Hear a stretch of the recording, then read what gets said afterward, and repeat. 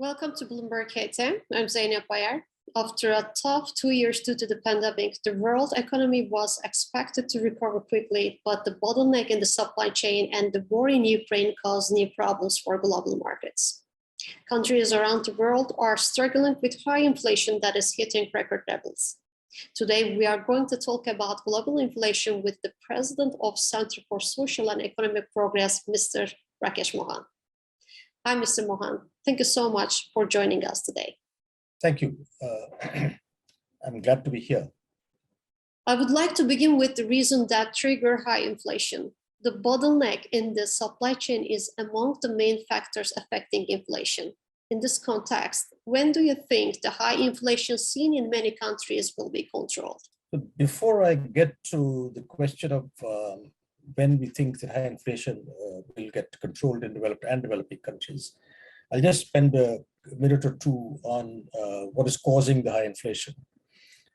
In the beginning, of course, as you mentioned, the inflation rose in major advanced and emerging economies because of the COVID-induced supply chain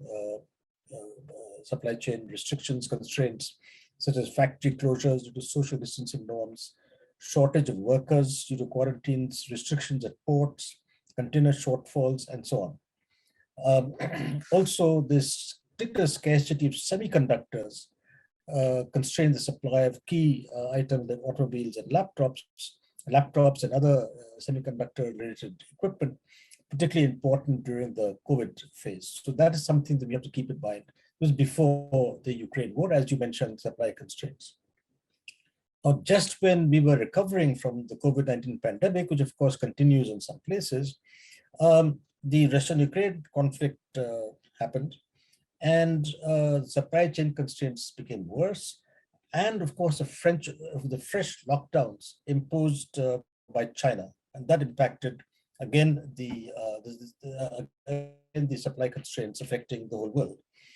And then, of course, because Russia and Ukraine are large exporters of many key commodities, both in agriculture as well as many metals, including some critical minerals. So therefore, the Russia-Russia-Ukraine invasion has really worsened the supply chain situation. Now, even before the Russia invasion of Ukraine, the prices of many commodities were already under pressure, and that has, of course, become much worse. And the most well-known one is clearly the oil market. Now, although all countries have been affected by supply constraints, the impact obviously has been much more on commodity importing countries. And apart from everything else, there's lots of, because of the lockdown in Shanghai and maybe other Chinese ports, the lot of cargo ships have been stuck in China, and that has again increased the increased supply constraints, but also increased freight rates, etc. Mr. Mohan, in your opinion, how effective were central banks' policies against high inflation? Do you think high inflation rates will ease the pressure on demand?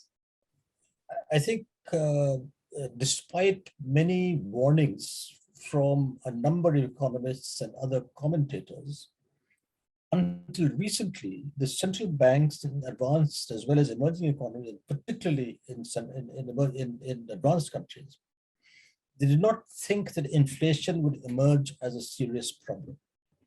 And so the central bank in advanced countries have in particular been behind the curve because inflation had been below target for a long time. They thought that this inflation was transitory. It's now seeming to happen that inflation will not be transitory. And for the longest period of time, we actually had negative real interest, significantly negative real interest rates. It's only now that importance of the inflation coming up again in a significant fashion has, I think, been understood by central banks. There's been excess liquidity everywhere because of all the fiscal stimulus plus central bank actions in injecting more liquidity through the quantitative easing that has been happening in the last few years and even before in the crisis in the 2010s. So both the US Fed, the ECB, the Bank of England, and coming to India, the Reserve Bank of India, first of all, have started to reduce liquidity in the system. Second, of course, they've all started raising interest rates. The question is whether the interest rates increase will be fast enough and large enough. And that, as I mentioned a little earlier, that a recent paper by Professor Larry Summers, former Treasury Secretary of the US, Harvard professor, former president of Harvard, has written a paper that has just come out 2-3 days back, that the level of inflation today in the US is not different from what it was in 1980 when Paul Volcker did a sledgehammer to correct inflation. Through some technical corrections on inflation measurement at that time. So his view is that they will have to act much more strongly. So I'll just conclude by saying that it still remains to be seen.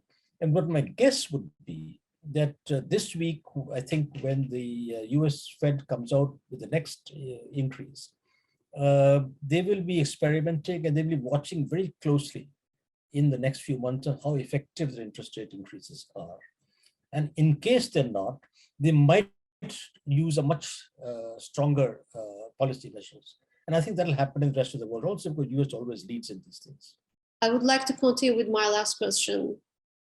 Do you expect the war in Ukraine to plunge the global economy into a new crisis in the long run?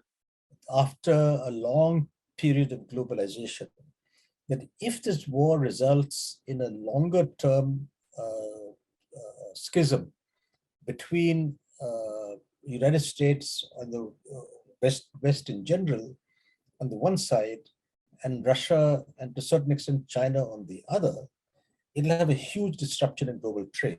Now, it's difficult to actually imagine of China being isolated because they have such a large role in global trade. They're very active in Africa, Latin America. In fact, Chinese trade is dominating world trade. So it's very difficult to see that, but it is something to be seen. Also, a major disruption in the global economic governance. Now, as you know, in the WTO, everything is done by consensus. And again, if Russia is excluded, it'll be very difficult. Also in the IMF, the World Bank, and other global economic governance mechanisms. And third, even before the Russian invasion of Ukraine,